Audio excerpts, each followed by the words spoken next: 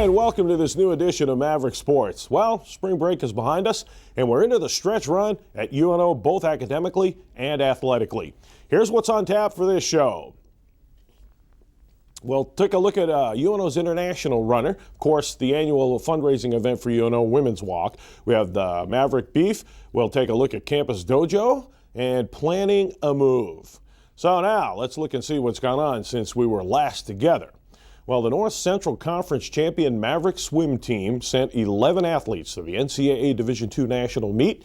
They broke 3 school records while winning the 400-yard freestyle relay, finishing 5th overall.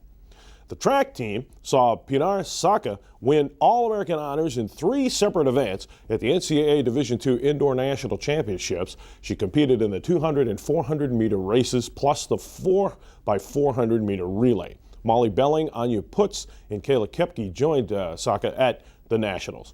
The UNO wrestlers finished 3rd for the 2nd straight year at the Division II Nationals. Cody Garcia, Todd Manili each won their 2nd national titles. Garcia won at 125, while Manili took the title at 149. Now, prior to Nationals, both wrestlers missed regular season duels due to the flu, so congratulations to the school's newest national champs. The women's basketball team saw its postseason run end to a well-known NCC opponent as Augustana ousted the Mavs from the conference tournament. However, there were some bright spots. Alyssa Green was named to the all-conference team, and Amanda Broadsack was tabbed as the newcomer of the year.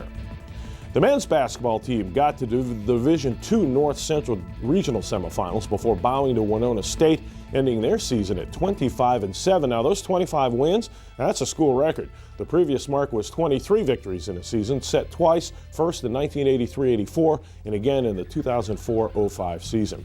And a couple of local kids picked up postseason honors for the Mavericks. Michael Jenkins of Bellevue West made the all-conference team and the coach's all-North Central District second team. Meanwhile, Westside's Denny Johnston copped the NCC's Defensive Player of the Year. It was a tough end of the season, and it came for the hockey team as they dropped both games of its 2-game second-round conference playoff series to top-ranked Michigan. However, there were some postseason honors involved. Captain and senior forward Brian Marshall was named the team's MVP and chosen for the all-conference second team. Sophomore goalie Jeremy DuPont was named to the conference Scholar Athlete team. And there you see, in the first round, the Mavericks went the distance all 3 games, sandwiching wins around a loss against Alaska. And then came that fateful second round with Michigan, where they got pummeled in the first game, 10-1, and couldn't hang on and come back to win in a 2-1 contest. So that ended the Mavericks hockey season. There you see the CCHA standings. And the first 6 places, of course, Michigan, 24-4. Wolverines with an awesome hockey program. Mavericks in the second place in the second part of the CCHA final standings there. And you see they're ahead of Alaska, whom they beat. All right, well, the tennis team is now 6-0, and that's as of the taping of the show. In its last win, UNO swept all 3 doubles matches and 5 of the 6 singles matches against the University of Sioux Falls. Rachel Falk, Kylie Rowe, and Kelsey Haas are all unbeaten in both singles and doubles play. UNO has handled all of its opponents with relative ease, with only Graceland University giving the Mavericks trouble. UNO won that match, though, 5-4. And we'll take a look and see how the tennis team has done. As we've said, they're undefeated, so it's been pretty easy for them. 6-3, 6-3, 8-1. And then, of course, the Sioux Falls match is their last match. All right, let's go to the Diamond. Bob Harrell's baseball squad sits at 11-8 as of this show after a doubleheader sweep of St. Michael's down in Fort Myers, Florida. The Mavs won by scores of 15-4 and 12-4. They also won 2 Conference Player of the Week honors as Brian Frew and Dustin Kosha won those awards. Chris Kessinger was named Conference Pitcher of the Week. Meanwhile, the third-ranked softball team swept 2 from Nebraska Kearney in its last action as of this show. Beth Haley ran her record to 7-0, throwing a 4-hit shutout in the nightcap. Meanwhile, Leslie Svoboda's second-inning grand slam led the way in the first game as Melissa Negretti upped her mark to 6-2. We'll take a look now, as we mentioned before, the Maverick hockey team, actually the season ended earlier this month with the CCHA playoffs that we just saw. Charlie Reed reports on the team's reaction to the season and their plans for the future.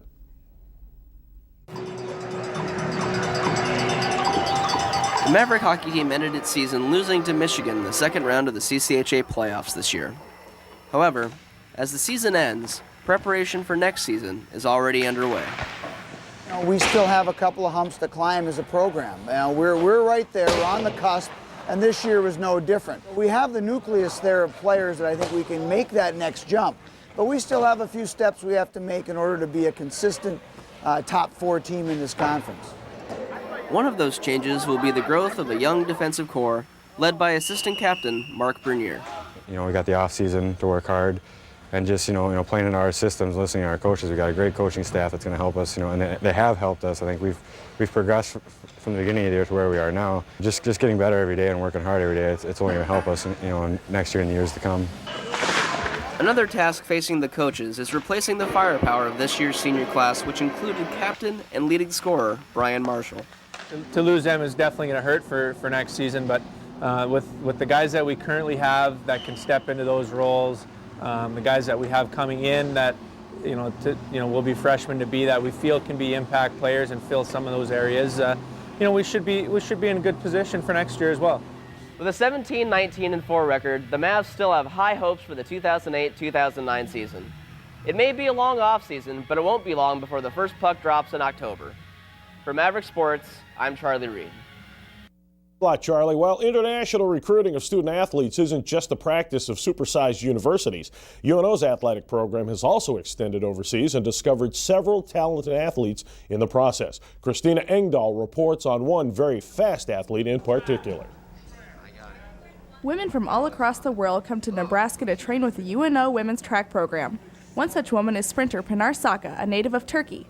Saka originally signed with UNL and wound up at UNO due to injuries suffered in her first year of collegiate competition. I like UNO. You like it? I do. It's like, I don't know, closer to buildings, easier to go to classes and everything. It doesn't take that much time as it does in Lincoln. Yeah. And I like track here. I like my friends. I like the coach because he respects the athletes. He cares about us. So this is the most important thing for the athletes, I think.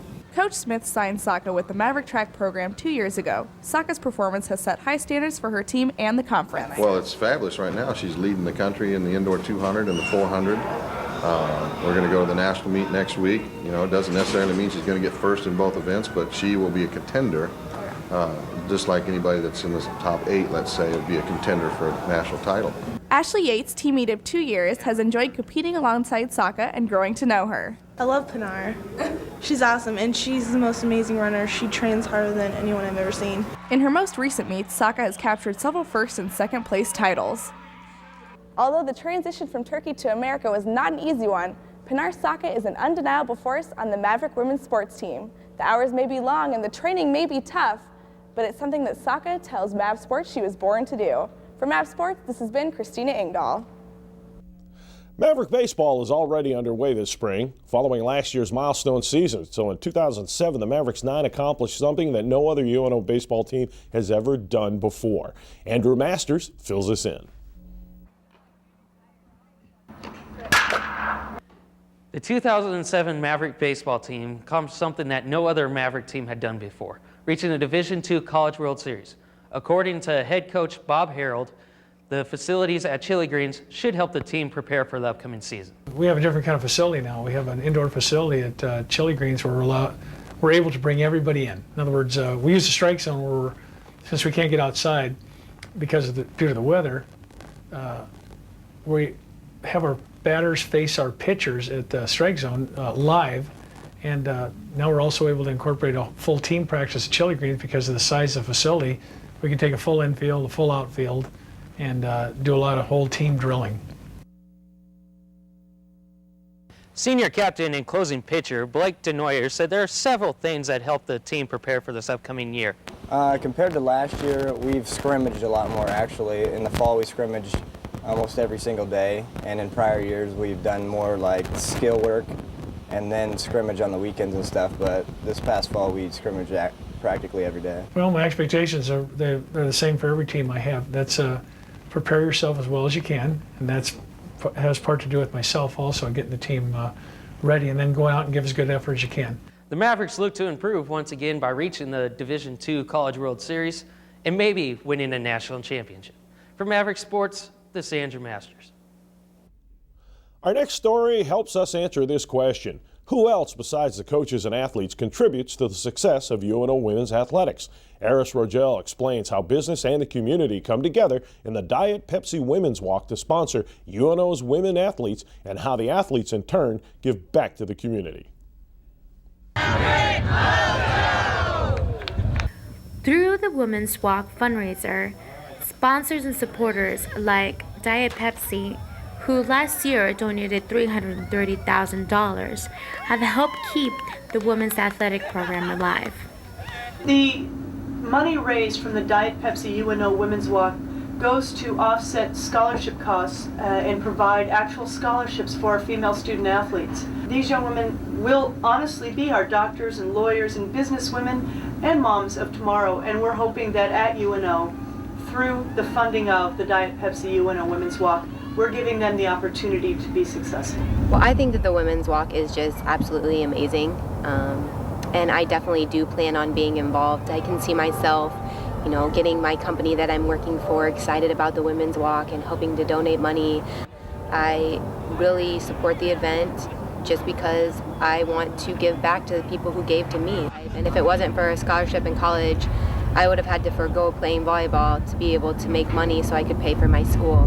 We have been able to see a stronger and more united community, where businesses can get exposure due to their contributions, and student athletes can pursue a more prosperous education, and perhaps in the future become a part of these companies, where together they could come again in the Women's Walk.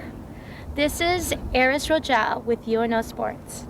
Thanks a lot, Eris. And that's a great segue into our in-studio guest, and that is volleyball coach Rose Shires, who's also very heavily involved in the Women's Walk. And Coach, thanks for spending time with us. Good to see you again. Great to see you. Boy, before we came on, we were reminiscing, and we've been around the campus for a long time, haven't we? I think we've been here long enough the building should be named after us. Well, that would be nice. I just know that I didn't even start shaving yet when I met you. So.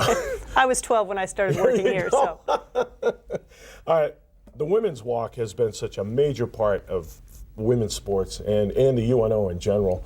I don't even know where you want to start with this. I guess it's coming up, so I guess we should talk about that. Well, the Diet Pepsi UNO Women's Walk is in its 23rd year, which is incredible for me to think about. But 23 years of women helping women here in the UNO community. It was started 23 years ago by Connie Clausen, our longtime women's athletic director. Yes. And it was started for the purpose of not having cuts made to our women's athletic program. At the time it was started, the government decided that they were not going to fund UNO in general and athletics at the level they were funding it at. So we had to do something in order to save women's athletics as a whole. Because of this, Connie did not have to make any cuts. And because of it, also today, our women's athletic department is one of the best in the nation. No, there's no question about that. And I do want to make this side comment about Connie Clausen. I'm not even Catholic, but when I hear her name mentioned, I feel I should genuflect. You know what I'm saying? We all do in the office. She to us is the first lady of women's sports in the Midwest, and without her, many things would not be as they are today. Okay, now I know you have a lot of community help with the Women's Walk, and I know you wanted to make mention of some of those folks, so here's your shot. Well, without a doubt, we want to thank Diet Pepsi. Diet Pepsi has come to the plate for us and really has done a remarkable job, not just sponsoring us with goods and services, but also sponsoring us with $30,000 each year to underwrite the cost of putting on such an enormous event. So we do want to thank Diet Pepsi. Other people that we'd like to thank would be people like First National Bank, Union Pacific, UPS. Those are constant sponsors for us that really do a great job. Cox Communications is our media sponsor. And we just have a slew of others that really have gone out of their way who are corporations in this community who are stepping up for UNO women's athletics. All right, now you also have a matching X amount for this amount situation that's key because ages are involved, and let's talk about that. Well, the Peter Kiewit Foundation has given us a grant this year, which we're very excited about. The first part of the grant is they're going to match $1 for every $3 raised by our walkers who are over 21. So the general public who typically comes to the UNO Women's Walk, the Diet Pepsi Women's Walk, are over 21 years of age. Now, does that mean 21 and over, or over? That would be over 21, so 22 and older. They're going to match $1 for every $3 raised, up to $25,000. But then the special part of this grant that they've given us is definitely a challenge, and we want to invite everybody we can to come in and participate in this. The Peter Kiewit Foundation will match dollar for dollar any money raised by individuals under 21, so 21 and under. And that is a great way for us to double the money. And we want to really thank the Peter Kiewit Foundation for that. And we want to welcome anybody to bring their children, their grandchildren, nieces, nephews. We're welcoming and right now working with many high school students as part of their community service to be involved in this. Well, that's what I was going to say, too. Not only does this give an opportunity for community youngsters, young people to get involved, but current students. Because many of the students are under 21 here at UNO. So. That's what we're trying to do, is really hit hard with the fraternities and sororities on our campus, the different clubs and organization. And I think it's very important to know that our female student athletes are also going to be involved in raising money and getting sponsorships for themselves so that they can also fit into that under 21 category. And just to reiterate, because we've got about 30 seconds left, I know it went fast, but this doesn't just help UNO women's athletics, right? I mean, there's a larger area. The Diet Pepsi UNO Women's Walk helps all athletes at UNO, primarily the female athletes, but it does benefit everybody because we are one department, and we are a department that actually is striving to be one of the best in the nation. Okay, all right, let's, we've got some information that we want to show everybody about the Women's Walk. There you see it behind us, Saturday, April 10th. And it'll be at the Sapp Field House right here on the campus. You start registering at 8:30, and the walk begins at 10. And I'm going to see if I can pass for under 21, so dollar for dollar. I don't know if that'll work. 554-2533 for details. Call. This is a big event, and we need everybody's help. UNO has gone strong. All of us in the UNO community, and I'm one of them, being a graduate of this school, knows how some people look at UNO. We need to get some support. Coach, good to see you. Thank you so much. I appreciate it. No problem, Rose. Always good to see you. Let's take a look at that information one more time. Maverick football ended an outstanding season in heartbreaking fashion just a few months ago. Some of our favorite players have now moved on. But while former UNO football players in the NFL may be few and far between, that doesn't mean some former Mavs aren't still playing the game that they love. Matt Santa Maria has more. Say hello to the only professional football team in a state that lives and dies by the sport, the Omaha Beef. For nearly a decade, the Beef have competed against some of the top indoor football competition in the world. And to do so, they've created quite a pipeline from the rinks of Caniglia Field. It's been a great pipeline. You know, last 8 or 9 years, UNO has been a great source of talent for the Omaha Beef, and hopefully the Omaha Beef has been a great place for their players to continue their careers. The talent? Great. The proximity? Convenient. But for the loyal fans of the Omaha Beef, it means much, much more. Well, it's just nice to see some of my favorite players from watching UNO football games be able to continue their career after their 4 years at UNO are done. Jabbar Day in particular, I remember watching him tear it up on Saturdays for UNO, and then it's just nice to see him still playing football and still be able to enjoy the talents that he has. And as the Beef compete in their record 9th season of competitive indoor football, their mainstay remains with the local talent here in Omaha. 4 of the current 21 players on Omaha's roster stake claim to a career at UNO. So, for Maverick fans, when the red of fall fades, the orange of spring can now be in full bloom. For Maverick Sports, I'm Matt Santa Maria. So my question is, does that t-shirt really fit Matt? We'll have to find out. Anyway, here on UNO's campus, you'll find a lot of outstanding student athletes doing amazing things. So is it any surprise to find a karate master training fellow students in self-defense? Anthony Smith has that story.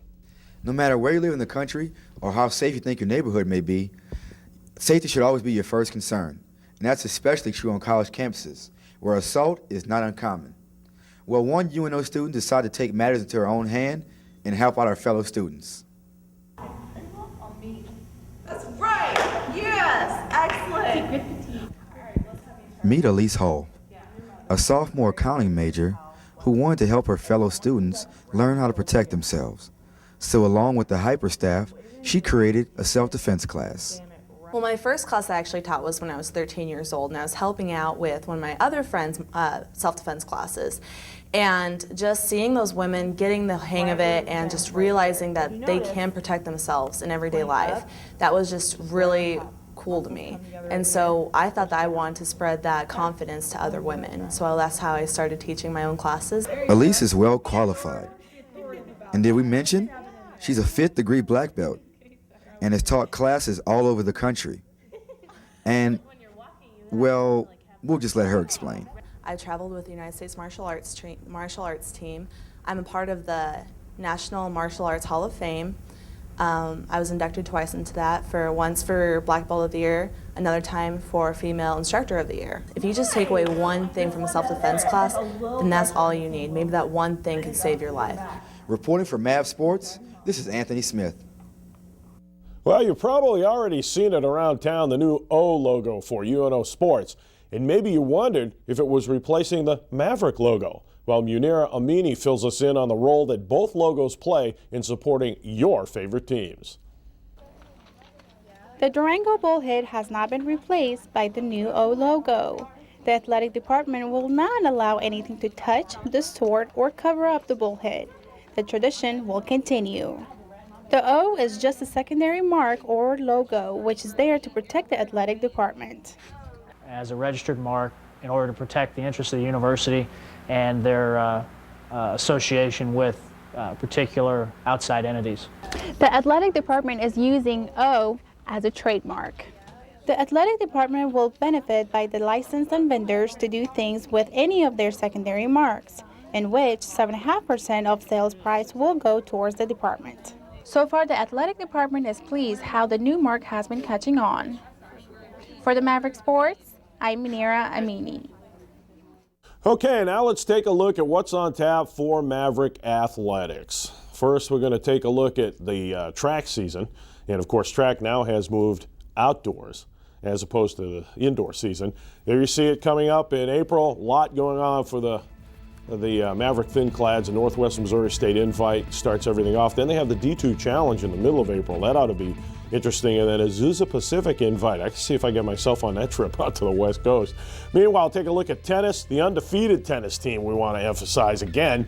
And they have 3 undefeated players in both singles and doubles, as we told you about earlier. But there's a look at their schedule. The weekend that this show is being taped, they play Missouri Western, and then that's their schedule out through April. Moving on, golf. Yeah, I mean, if you like golf, this is your time of year. We're starting to get into that weather. Wayne State College Invite, then the Upper Iowa Invitational. Then toward the end of April, it's the UNO Ironwood Golf Classic. Elsewhere in Maverick Sports, baseball, of course, the weekend of this show taping, they're playing Augustana. They get heavily into their North Central Conference schedule, as you can see, all through April. They have 2 games in North Dakota. They play 2 Minnesota Duluth, and they play Augie again at the near the end of the month. And in softball, of course, the UNO Classic again, the weekend of this taping. And then South Dakota, Missouri Western, North Dakota, Augustana, and Northwest Missouri State. And that'll get you through the softball schedule through the first part of April. Well, over the years, UNO has shown its strength in the North Central Conference, but this spring marks the end of the NCC. Next year takes us into a new conference, the Mid-America Intercollegiate Athletic Association, or as it's known as the MIAA. Cassie Lynn takes a closer look at how the Maverick players and coaches are reacting to and preparing for this big move. For 32 years, the UNO Mavericks have played teams like Mankato State and University of North Dakota. But starting in September 2008, the Mavericks officially become the 11th member of the Mid-America Intercollegiate Athletics Association. Sports Information Director Gary Anderson thinks that coaches and athletes are looking forward to playing, new teams, new athletes, going to new venues. Anderson thinks that the biggest impact will come not on the field, but on the courts. It's going to impact basketball because we've had such a small conference. They're only playing 12 conference games, and that's been the case for about the last 4 years. Coaches and players are already practicing for the new conference. Soccer coach Don Klosterman shares his thoughts. The real thing about it is it's a great deal for us because the North Central Conference really was kind of shutting itself down. The fans' expectations are high for the upcoming season, but the players and coaches aren't worried. I think that our attitude is we're going to go win the conference. How many teams we got? How many teams in the conference? You got nine conference games this year. 9-0. Though the season hasn't started yet, it's already one for the record books. The Mavs' message for their new rivals? Watch out. We're going to come after you. That's how we play. That's how we are. Let's go. Let's do it. 9-0. Here we come. Reporting for Mavs Sports, I'm Cassie Lynn. Man, you have to love that proactive attitude about going into a new conference. I mean, you know, we're not necessarily thumping our chest, but we know just what kind of athletics we have here on this campus. And the MIAA, don't expect any pushovers, okay? All right, let's take a look at when you can watch this show. There you see it, Friday at 7:30 and Monday the 31st at 9:30 in the morning. And then for all the big shooters who don't have to work or go to school, you can watch it at noon on Tuesday, April 1st. More information, www.tknomaha.org. And the next show, well, of course, we'll be taping in April, late in April, so you'll get to see the show in early May. Friday, May 2nd at 7:30, Monday, May 5th at 9:30 in the morning, and again, a noon showing Tuesday, May 6th. So that's where we're going with all of that. All right, let's take another look at that information about the Women's Walk. Again, the Diet Pepsi UNO Women's Walk, Saturday, April 19th. You see it right here. SAP Fieldhouse, UNO campus. Register at 8:30. The walk begins at 10. If you want more information, call 554-2533. Well, we've come to the end of another show, so thanks to everyone for their efforts on this show, to the student pieces especially, to the production crew in the studio right now who've had to spend all day with me. Yes, I know, it's terrible, and I wish them the best. I hope they can get past all this. Anyway, another Maverick show is in the books. Thanks for watching. Until next time, hang high, the crimson and black.